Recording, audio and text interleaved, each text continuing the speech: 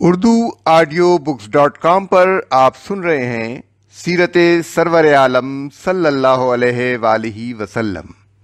جلد اول، تالیف مولانا سید ابوالعلا مودودی، آواز وجیح احمد صدیقی، پروڈیوسر اظہر نیاز۔ چوتھی تنقیح۔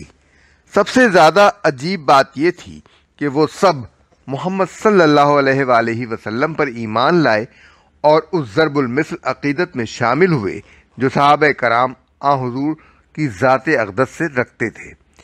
کیا یہ ممکن ہے کہ بناوٹی اور سازشی نبوت پر خود وہی لوگ ایمان لائیں اور گہری عقیدت کے ساتھ ایمان لائیں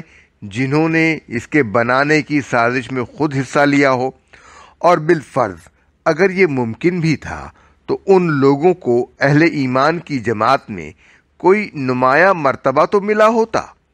یہ کیسے ہو سکتا تھا کہ نبوت کا کاروبار تو چلے اداس اور یسار اور جبر کے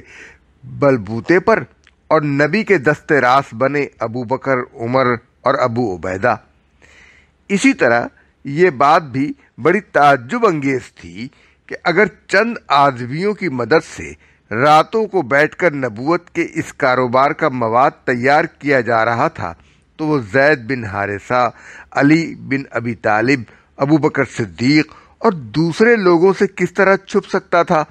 جو شب و روز محمد صلی اللہ علیہ وآلہ وسلم کے ساتھ لگے رہتے تھے؟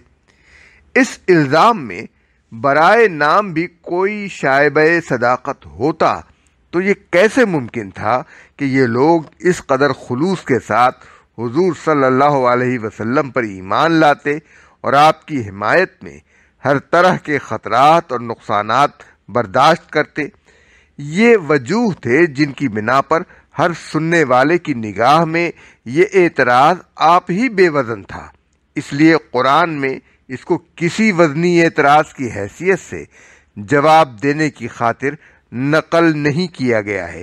بلکہ یہ بتانے کی خاطر اس کا ذکر کیا گیا ہے کہ دیکھو حق کی دشمنی میں یہ لوگ کیسے اندھے ہو گئے ہیں اور کس قدر صریح جھوٹ اور بے انصافی پر اتر آئے ہیں۔